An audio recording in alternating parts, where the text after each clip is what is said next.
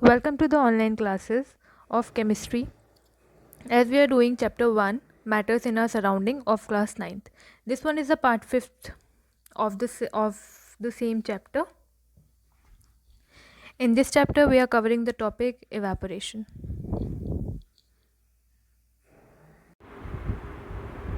Now we will begin our part 5th with the topic evaporation.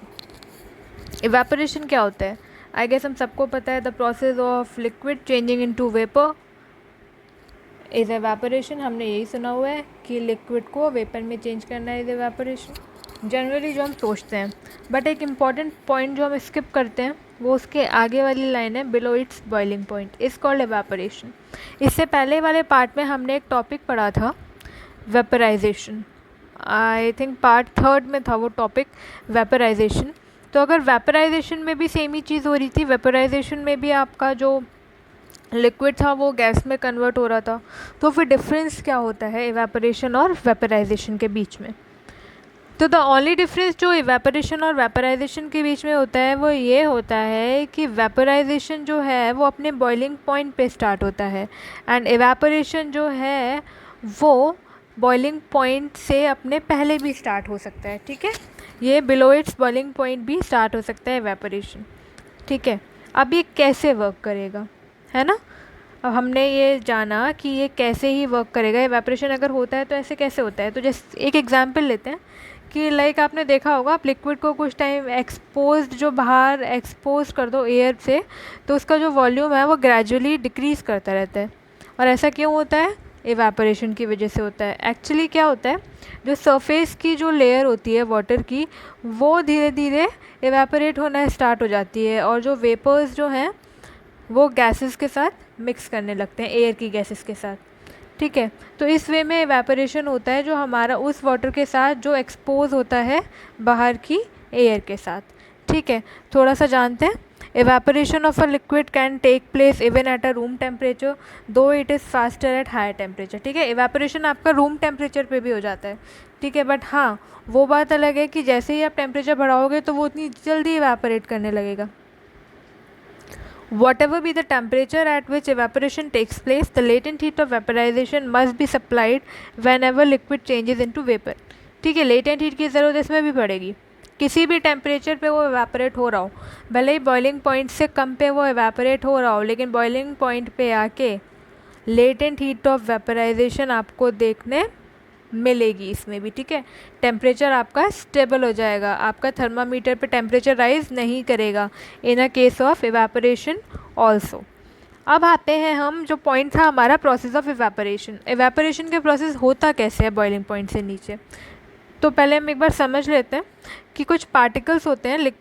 सारे particles की जो kinetic energy होती है वो एक जैसी नहीं होती है. हर पार्टिकल की काइनेटिक एनर्जी क्या होती है, अलग अलग होती है. तो किसी किसी पार्टिकल की काइनेटिक एनर्जी ज़्यादा होती है. अब उस काइनेटिक एनर्जी उस पार्टिकल की ऑलरेडी ज़्यादा है ना, और उसको जो टेम्परेचर मिल रहा है वो उसी पे ज़्यादा है. तो क्या होगा, वो उसमें इतना फोर्स होता है, इतनी एनर्जी होती है कि वो जो पार्टिकल्स के बीच का फोर्स ऑफ अट्रैक्शन है उसको ओवरकम करके आगे चली जाती है और अपने आप को वेपर में कन्वर्ट कर लेती है. इसकी वजह से क्या होता है कि अपने आप ही कुछ वाटर वेपर में कन्वर्ट होता रहता है without further heating, room temperature पे ही. तो this is the process of evaporation basically. Read करते हैं एक बारी.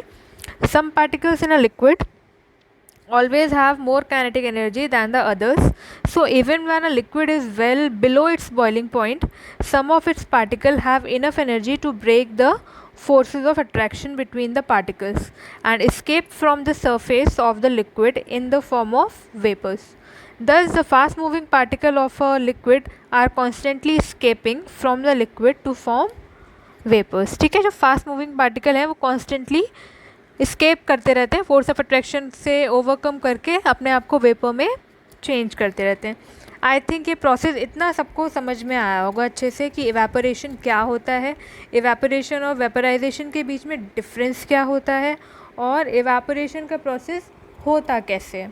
ठीक है, अगर इतना क्लियर है तो फिर हम आगे जाएंगे और आगे जो हमारा टॉपिक आता है वो आता है फैक्टर्स अफेक्टिंग एवेपोरेशन. तो एक बार खुद आप सोच के देखिए कि एवेपोरेशन को कौन कौन से फैक्टर इफ़ेक्ट कर सकते हैं.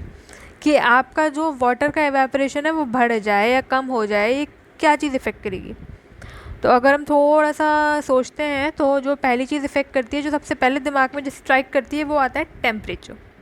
ठीक है, टेम्परेचर बढ़ाएंगे तो एवेपोरेशन बढ़ जाएगा, टेम्परेचर घटाएंगे तो एवेपोरेशन कम हो जाएगा। इसके बाद क्या आता है? तो उसके लिए थोड़ा सा ज़्यादा सोचना पड़ेगा। टेम्परेचर के बाद कोई भी चीज़ अगर जल्दी गर्म करनी हो या जल्दी से उसको एवापोरेट कराना हो, तो आप क्या करते हो? उसको किसी बड़े कंटेनर में लेते हो जिसका बेस आपका बड़ा हो, यानी सरफेस एरिया ज़्यादा हो। सरफेस एरिया भी इफ़ेक्ट करेगा। और दो पार्ट आप इसमें एक्स्ट्रा जानोगे, ह्यूमिडिटी एंड विंड स्पीड, कि वो कैसे इफ़ेक्ट करती है। तो पहला तो हम टेम्परेचर जान लेते हैं। तो टेम्परेचर में हम जानेंगे कि रेट ऑफ इवेपोरेशन जो होता है वो क्या करता है, डायरेक्टली प्रोपोर्शनल होता है टेम्परेचर के। ठीक है, rate of evaporation is directly proportional to temperature. इसका मतलब क्या है कि जैसे ही रेट ऑफ इवेपोरेशन आपका, आप टेम्परेचर बढ़ाओगे, आपका रेट ऑफ इवेपोरेशन भी बढ़ता जाएगा। जितना ज़्यादा आप टेम्परेचर देते जाओगे, उतना ज़्यादा आपका लिक्विड जो है उतनी ही तेज़ी से इवेपोरेट होगा। और रेट ऑफ इवेपोरेशन मैक्सिमम अपना किस पे होता है? बॉइलिंग पॉइंट पे सबसे ज़्यादा मैक्सिमम इवेपोरेशन होता है, उससे ज़्यादा नहीं होता किसी पे। तो अगर हम अदर वर्ड्स में इसको कहना चाहें तो कह सकते हैं that the rate of evaporation of a liquid increases on heating. When the temperature of a liquid is increased by heating it, more particles of the liquid get enough kinetic energy to go into the vapor state or gaseous state, thus increase the rate of evaporation. ठीक है, समझ आया? तो इसकी वजह से क्या होगा, काइनेटिक एनर्जी बढ़ जाएगी, आप हीट प्रोवाइड करोगे और एवेपोरेशन क्या होगा, ज़्यादा होने लगेगा। ठीक है, तो हमें समझ में आया कि टेम्परेचर कैसे इफ़ेक्ट करता है एवेपोरेशन से। तो अगर हम इसके बाद नेक्स्ट टॉपिक पे जाते हैं तो our next topic will be surface area of the liquid. अब सरफेस एरिया कैसे इफेक्ट करेगा, आप ही घर पे करके देख सकते हैं। आप दो कंटेनर लीजिएगा, एक वो कंटेनर लीजिएगा जिसका बेस छोटा हो, कम हो, एक वो कंटेनर लीजिएगा जिसका बेस ज़्यादा हो। ठीक है, और दोनों में मेजर करके आप 1 गिलास पानी डालिएगा और उसको गैस पे ऑन करके रख दीजिएगा, गैस ऑन करके, और फिर आप चेक कीजिएगा किसका पानी जल्दी एवापोरेट होता है। तो आपको देखने मिलेगा कि जिसका सरफेस एरिया ज़्यादा होगा, यानी जिस कंटेनर का बेस ज़्यादा होगा, उस कंटेनर से वाटर वेपर जो है वो जल्दी एवापोरेट कर जाएंगे। ठीक है, तो यानी अगर सरफेस एरिया भी क्या होता है, रेट ऑफ इवेपोरेशन के डायरेक्ट प्रोपोर्शन होता है।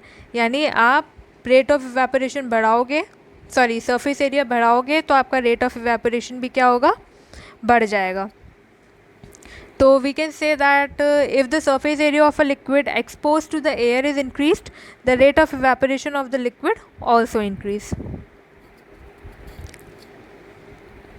अगर हम अपने केमिकल लैब का एक एग्जांपल लेना चाहें तो ये तो मैंने आपको घर पे करने का एक तरीका बता दिया कि आप कंटेनर ले लें, दो बेस डिफ़ाइन करके, किसी का बेस छोटा है किसी का बेस बड़ा है। तो उस बेसिस पे अगर हम देखें, तो अगर अपनी केमिस्ट्री लैब के हिसाब से देखें तो हम क्या कर सकते हैं कि हम सेम लिक्विड लें, लाइक वाटर ले लेते हैं, और एक को उसको टेस्ट ट्यूब में ले लेते हैं, एक चाइना डिश में ले लेते हैं। तो लिक्विड जो कि चाइना डिश में लिया होगा वो जल्दी इवेपोरेट होगा क्योंकि उसका सरफेस एरिया ज़्यादा है, और जो आप टेस्ट ट्यूब में लोगे वो देर में इवेपोरेट होगा क्योंकि उसका सरफेस एरिया कम है। ठीक है, तो ऐसे बहुत सारी चीज़ें होती हैं इसको हम कर सकते हैं। अगर डेली लाइफ में देखें तो we spread out the washed wet clothes while drying to increase their surface area of the rapid evaporation of water present in them which leads to quicker drying of wet clothes. ये हमको समझ आता है कि हम हमेशा जो अपने क्लोथ्स होते हैं सुखाने के लिए उसको फैला के डालते हैं, सरफेस एरिया ज़्यादा करके डालते हैं, बजाय इसके कि उसको एक जगह इकट्ठा करके नहीं डालते हैं, जिससे ज़्यादा से ज़्यादा एरिया जो है वो एयर के कांटेक्ट में आए और जल्दी से एवेपोरेशन टेक प्लेस हो और हमारे जो क्लोथ्स हैं वो जल्दी सूखें। एंड नेक्स्ट के बाद जो थर्ड पॉइंट आता है फैक्टर्स अफेक्टिंग में, वो आता है ह्यूमिडिटी। तो ह्यूमिडिटी करने से पहले हमें पता होना चाहिए कि ह्यूमिडिटी होता क्या है। जनरली हम बोलते हैं कि मौसम में ह्यूमिडिटी हो रही है, या फिर हिंदी में ह्यूमिडिटी को हम उमस बोलते हैं। तो उसमें क्या होता है, वाटर की क्वांटिटी बढ़ जाती है, वाटर वेपर्स की क्वांटिटी एयर में बढ़ जाती है, तो वो ह्यूमिडिटी ज़्यादा हो जाती है। वाटर वेपर की क्वांटिटी कम होना तो ह्यूमिडिटी कम हो जाना। ठीक है, तो अगर डिफ़ाइन देखेंगे तो डिफ़ाइन होता है the amount of water vapour present in air is called humidity, ठीक है। तो humidity of air is basically क्या होता है, ये इनवर्सली प्रोपोर्शनल होता है, ठीक है। हमने टेम्परेचर और सरफेस एरिया देखा, डायरेक्ट प्रोपोर्शन हो रहा था, यानी अगर टेम्परेचर बढ़ रहा था तो इवेपोरेशन भी बढ़ रहा था, और टेम्परेचर डिक्रीज़ हो रहा था तो इवेपोरेशन भी डिक्रीज़ हो रहा था। ऐसी सरफेस एरिया के केस में था, सरफेस एरिया बढ़ रहा था तो हमारा इवेपोरेशन बढ़ रहा था, और सरफेस एरिया अगर कम हो रहा था तो इवेपोरेशन भी कम हो रहा था। बट ह्यूमिडिटी के केस में उल्टा होता है, ठीक है। अगर हमारी ह्यूमिडिटी बढ़ेगी तो इवेपोरेशन कम होगा, और अगर हमारी ह्यूमिडिटी कम होगी तो इवेपोरेशन ज़्यादा होगा, ठीक है। तो ये हमारा इन्वर्सली प्रोपोर्शनल होता है। एंड नेक्स्ट देखते हैं हमारा क्या है,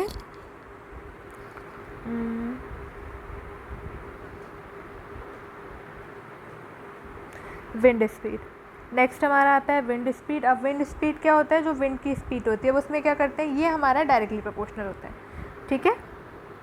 तो रेट ऑफ इवेपोरेशन इसमें इंक्रीज़ कर जाएगा, किसमें, विंड स्पीड में, ठीक है। विंड स्पीड अगर हमारी इंक्रीज़ करेगी तो हमारा रेट ऑफ इवेपोरेशन भी क्या होगा, इस इंक्रीज़ कर जाएगा। ये कैसे होगा कि when the speed of wind increases the particle of water vapour move away with the wind, ठीक है।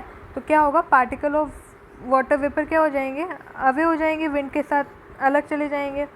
And decreasing the amount of water vapour, और उस जगह का वाटर वेपर क्या हो जाएगा, अमाउंट कम हो जाएगा।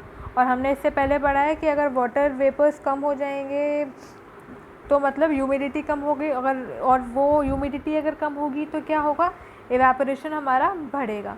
तो इस वजह से क्या होगा, विंड स्पीड में हमारा क्या होगा, rate of evaporation direct proportional होगा। इतना क्लियर है सबको, आई थिंक इतना क्लियर होना चाहिए। फिर हम अपना आगे के टॉपिक पे जाएंगे।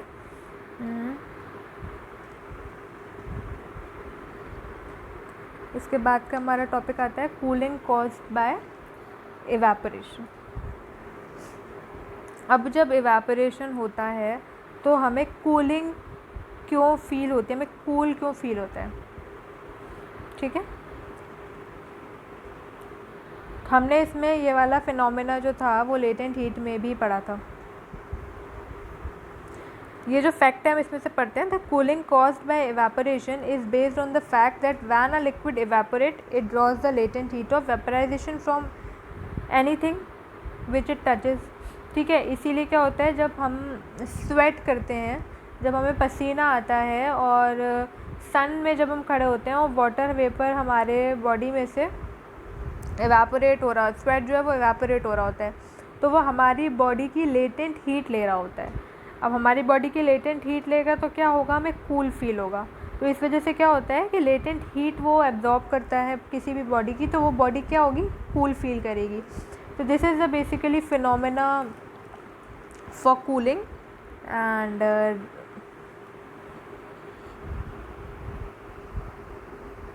अब कुछ इंपॉर्टेंट क्वेश्चंस देख लेते हैं इस फिनोमेना से रिलेटेड। तो जो पहला क्वेश्चन है, why during hot summer days water is kept usually in earthen pots to keep it cool, ठीक है। ऐसा क्यों होता है, अर्दन पॉट बेसिकली क्या होते हैं, जो हमारे यहाँ मटके आते हैं जो गर्मी में हम यूज़ करते हैं, जिसमें पानी जो है वो ठंडा रहता है। तो ऐसा क्यों होता है, तो दिस इज़ बेसिकली कि अर्दन पॉट जो होते हैं उसमें number of extremely small pores होते हैं, ठीक है। छोटे छोटे बहुत छोटे छोटे पोर्स होते हैं, किसमें, मटके की वॉल्स में। And some of the water continuously keep seeping through these pores to the outside of the pot. अब क्या होगा, उस पॉट्स में से थोड़ा थोड़ा पानी क्या होता है, वो बाहर की तरफ जाता रहता है। तो वो वाटर जो है जो उसकी सरफेस पे जाता जाएगा वो कंटिन्यूसली इवेपोरेट होगा। अब वो कंटिन्यूसली इवेपोरेट होगा तो लेटेंट हीट भी लेगा, ठीक है। कंटिन्यूसली इवेपोरेट हो रहा है तो लेटेंट हीट ले रहा है, वो latent heat of vaporization earthen pot से। और द रिमेनिंग वाटर, जो बचा हुआ पानी है उससे लेटेंट हीट लेगा और उस अर्दन पॉट से लेटेंट हीट लेगा। जब उसमें से लेटेंट हीट ले ली जाएगी तो ऑब्वियसली वो पानी और आपका जो मटका है वो कैसा हो जाएगा, कूल हो जाएगा। जिस वजह से हम कह सकते हैं कि इसीलिए हम हॉट समर डेज़ में वाटर को किस में रखते हैं, अर्दन पॉट्स में रखते हैं, ठीक है, जिससे हमारा पानी क्या रहे, ठंडा बना रहे। ये सबको समझ में आया है, मतलब ये प्रोसेस बेसिकली क्यों होता है, क्योंकि उसमें लेटेंट हीट का प्रोसेस हो पाता है। उसमें छोटे छोटे पोर्स होते हैं जिसमें पानी निकलता रहता है थोड़ा थोड़ा, तो वो पानी जो है जैसे ही बाहर कांटेक्ट में आता है इवेपोरेट होना स्टार्ट होता है। इवेपोरेट होगा तो ऑब्वियसली लेटेंट हीट लेके इवेपोरेट होगा। तो जब वो लेटेंट हीट लेगा तो अर्दन पॉट ऑफ पानी रिमेनिंग वाटर में से लेगा, और जिसकी वजह से वो क्या होगा, वाटर जो है, वाटर का टेम्परेचर कम हो जाएगा और पानी ठंडा रहेगा। सेकेंड क्वेश्चन आता है, why we should wear cotton clothes in hot summer days. हम कॉटन क्लोथ्स क्यों पहनते हैं हॉट समर डेज में? तो आप एक खुद सोचिए, कॉटन क्लोथ्स हम क्यों पहनते हैं, एक बार आप खुद, मतलब कॉटन क्लोथ्स कहते हैं कि गर्मियों में कॉटन क्लोथ्स पहनने चाहिए, ऐसा क्यों है? तो this is basically to keep yourself cool and comfortable. आप कॉटन क्लोथ्स को चूज़ करते हैं। एंड जैसे हमें देखा है कि गर्मियों में हमें बहुत सारा स्वेट आता है, ठीक है, इन हॉट समर डेज, और कॉटन जो है वो गुड एब्जॉर्बर है वाटर का, तो ये स्वेट को भी हमारी बॉडी से एब्जॉर्ब कर लेगा, और वो बहुत पतला सा रहता है, तो वो जो स्वेट जो एब्जॉर्ब करेगा उसको एक्सपोज भी करेगा एयर और एटमॉस्फेयर में। तो जैसे ही वो स्वेट बाहर एटमॉस्फेयर में आपके एक्सपोज होगा तो क्या होगा, एवापोरेशन स्टार्ट हो जाएगा। एवापोरेशन स्टार्ट होगा तो वो लेटेंट हीट लेगा, ठीक है। एवापोरेशन स्टार्ट हुआ तो वो हमारी बॉडी से क्या होगा, लेटेंट हीट लेगा, और जब हमारी बॉडी से लेटेंट हीट लेगा तो इसकी वजह से क्या होगा, हमारी बॉडी को कूल फील होगा। तो इस वजह से क्या होता है कि हम क्या समर में क्या पहनते हैं, कॉटन क्लोथ्स पहनना ज़्यादा प्रेफर करते हैं। जो नेक्स्ट क्वेश्चन इसके बाद जो आता है वो आता है, why we are able to sip hot tea faster from a saucer than from a cup. तो ये इसका जनरल सा आंसर अगर अपने कॉमन सेंस से सोचेंगे तो हमें समझ में आएगा कि क्यों हम हॉट कप की बजाय सॉसर अगर होगा। सॉसर इज़ बेसिकली जिसका नीचे का बेस ज़्यादा होगा, उसमें हम ज़्यादा इजीली पी लेते हैं, क्योंकि जिसका बेस ज़्यादा होगा तो वो उसमें ठंडी जल्दी हो जाएगी वो चीज़, ठीक है। तो जब ठंडी जल्दी होगी तो फिर हमें वो पीने में भी इजी रहेगा। तो इसीलिए हम कहते हैं कि जिसका सरफेस एरिया ज़्यादा है उसमें हमें ज़्यादा ईज़िली हम हॉट टी या हॉट मिल्क पी सकते हैं। तो अगर हम देखें तो सॉसर का सरफेस एरिया लार्ज होता है, और उसके लार्ज सरफेस एरिया की वजह से एवेपोरेशन जो है वो थोड़ा जल्दी होगा और वो ठंडा भी जल्दी होगा, ठीक है। तो वो जल्दी ठंडा हो जाए और हम बर्न से बचें, इस वजह से हम सॉसर में ज़्यादा आसानी से टी सिप करके पी सकते हैं एज़ कम्पैरेटिव टू कप। अब नेक्स्ट जो आता है, आई थिंक इतना सबको क्लियर होगा कि that what is evaporation, factor affecting evaporation, cooling कैसे होती है एवेपोरेशन के थ्रू, और हमने 3 जो मोस्ट इंपॉर्टेंट क्वेश्चंस थे वो भी ले चुके हैं इस टॉपिक में से। तो उसके बाद एक सिंपल टॉपिक आता है, to show the presence of water vapour in air, ठीक है। अब आपको वाटर वेपर की प्रेजेंस अगर एयर में दिखानी है तो आप कैसे दिखाओगे सॉरी। तो आपको क्या करना है, एक टम्बलर लेना है या आप स्टील का ग्लास ले लो। तो इसमें पहले देख लेते हैं क्या लिखा हुआ है। तो formation of a drops of water on the outside surface of a tumbler containing crushed ice shows the presence of water vapour in air, ठीक है। आपने जैसे, तो आपने जनरली भी देखा होगा कि आपने फ्रिज में से पानी निकाल के डाला है, तभी भी बाहर के उसमें क्या आ जाते हैं, वाटर ड्रॉपलेट्स आ जाते हैं, ठीक है। तो वो आपका क्या है, ये प्रेजेंस दिखा रहा है आपको, ठीक है। प्रेजेंस दिखा रहा है आपको किसकी, एयर में वेपर्स के। अभी प्रोसेस कैसे चलता है आप ये देखिए। आपने क्या किया, एक स्टील के ग्लास में क्रश्ड आइस डाली और उसको निकाल के रखा। आपको समझना है ये प्रोसेस हुआ कैसे। नॉर्मल हमारा रूम टेम्परेचर है, उस पर जो एयर, हमारी एयर है उसमें वेपर्स हैं, ठीक है। एयर की फॉर्म में ही, गैस के फॉर्म में हमारा वाटर है वेपर की फॉर्म में। अब जब वो कांटेक्ट करेगा ठंडे सरफेस से, जब हम किसी भी चीज़ को कूल डाउन करेंगे तो हम उसको एक स्टेज नीचे लाते हैं। तो जैसे ही वो ठंडे सरफेस से कुछ एयर टच होगी तो वो किस में कन्वर्ट हो जाएगी, अपने एक फेज़ नीचे में। वेपर्स किस में कन्वर्ट होंगे, लिक्विड में। तो ठंडे सरफेस से कांटेक्ट में आते ही जो वेपर्स किस में कन्वर्ट हो जाएंगे, लिक्विड में कन्वर्ट हो जाएंगे। तो जिसकी वजह से क्या होगा, छोटे छोटे छोटे छोटे छोटे छोटे ड्रॉपलेट्स आ जाएंगे आउटर सरफेस पे ग्लास के। तो जिससे हमें प्रूव कर सकते हैं कि जो वाटर एयर में क्या होता है, वाटर वेपर्स प्रेजेंट होते हैं। आई थिंक ये सबको क्लियर है। तो दिस इज़ बेसिकली, ये आपका चैप्टर ना ख़त्म हो गया है, यहाँ पे एवेपोरेशन तक ही था। बट इसके बाद एक पार्ट और आता है, दैट स्टेट्स ऑफ मैटर हमने 3 ही पढ़े हुए हैं, सॉलिड, लिक्विड, गैस। उसके अलावा 2 और स्टेट्स ऑफ मैटर हैं जो कि ये हैं plasma and boss Einstein condensate, ठीक है। तो अगर हम देखा जाए तो साइंटिस्ट ने अब 3 की जगह 5 स्टेट डिस्कवर कर लिए हैं, solid, liquid, gas, plasma and boss Einstein condensate थोड़ा प्लाज्मा के बारे में जान लेते हैं, इनके बारे में बस आपको जनरल थोड़ा बहुत पता होना चाहिए कि क्या होता है। Plasma is basically is a mixture of free electrons and ions. Free electrons और आयंस का मिक्सचर होता है। एंड प्लाज्मा को आप fourth state of matter consider करते हैं, यानी सॉलिड लिक्विड गैस के बाद जो फोर्थ मैटर जो आया वो प्लाज्मा आया। प्लाज्मा जो है वो बेसिकली स्टार्स में अकर करता है, इंक्लूडिंग द सन। आपको सन में भी दिखेगा प्लाज्मा, ठीक है। एंड जो सन और स्टार जो ग्लो करते हैं वो किसकी प्रेजेंस की वजह से ग्लो करते हैं? That is because of plasma. तो बेसिकली ये होता क्या है कि इनसाइड द स्टार्स जो टेम्परेचर होता है वो बहुत हाई होता है, ठीक है। तो जो एटम होते हैं वो ब्रेक कर जाते हैं, टूट जाते हैं, and some of the electrons break away from the atom, converting the rest of atom into electrically charge particle called ion, ठीक है। उसके बाद क्या होता है कि कुछ इलेक्ट्रॉन्स ऐसे होते हैं वो एटम से अलग होके और बाकी के एटम्स को क्या होते हैं, कन्वर्ट कर लेते हैं इनटू इलेक्ट्रिकली चार्ज आयंस में। और ये मिक्सचर ऑफ आयंस या मिक्सचर ऑफ फ्री इलेक्ट्रॉन्स हमारा क्या कहलाता है? प्लाज्मा कहलाता है, ठीक है। और ये तो हमने देख ही लिया कि सन और बाकी के स्टार ग्लो करते हैं because of the presence of plasma in them. और ऐसा नहीं है कि प्लाज्मा स्टार्स और एक यूनिवर्सल चीज़ है, वो नेचुरल चीज़ है, आप उसको लैब में भी वैसे भी बना सकते हो, मतलब ये अर्थ पे भी बनाई जा सकती है। कैसे बनाई जाएगी? Plasma can also be made on the earth by passing electricity through gases at very low pressure taken in a glass tube, और उस ग्लास ट्यूब को हम क्या बोलेंगे? डिस्चार्ज ट्यूब, ठीक है। आप क्या करोगे? इलेक्ट्रिसिटी पास कराओगे गैसेज में, किस पे? बहुत लो प्रेशर पे, ठीक है। और आप वो किस में लोगे? टेकिए एक ग्लास ट्यूब में उसको लेके, और ग्लास ट्यूब को हम क्या बोलेंगे? डिस्चार्ज ट्यूब, ठीक है। आई थिंक ये क्लियर होगा सबको।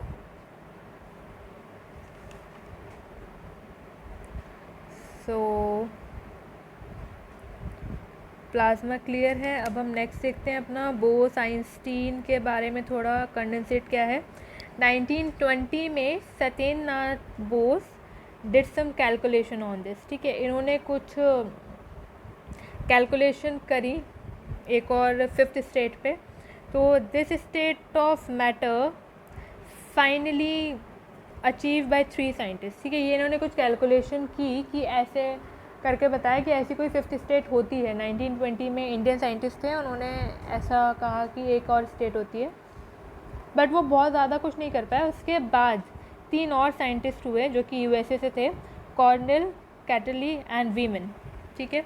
ये जो 3 साइंटिस्ट थे, इन्होंने फिर किया, इन्होंने फाइनली वो स्टेट अचीव की जो कि सत्येंद्रनाथ बोस ने बताई थी, ठीक है। By cooling a gas of extremely low density. इन्होंने कैसे अचीव की वो वाली फेज? उन्होंने गैस को बहुत ज़्यादा कूल किया, बहुत ज़्यादा लो डेंसिटी पे। कितनी लो? 100,000 of the density of a normal air, ठीक है। और उसके नॉर्मल एयर से इतना कम पे, ठीक है। उसके बाद इतना करने के बाद कहीं वो जाके ये वाली फेज, ये वाला मैटर का टाइप ला पाया, that is Bose Einstein condensate, फिर इनको नाम रखा गया, ठीक है। आई थिंक आपको क्लियर होगा all about the whole chapter. आपका ये पूरा चैप्टर फिनिश हो चुका है, मैटर इन आवर सराउंडिंग्स। तो आई डोंट थिंक सो इसमें आपको कोई प्रॉब्लम होगी। आप इसको एक बार अच्छे से सारी वीडियोज़ को, सारे पार्ट्स को अच्छे से देखिएगा, और 1-2 बार आप देखेंगे तो आपको पूरा चैप्टर क्लियर हो जाएगा। So this one is the last part of our chapter, that is chapter number 1, matter in our surrounding. Thank you so much for watching the video.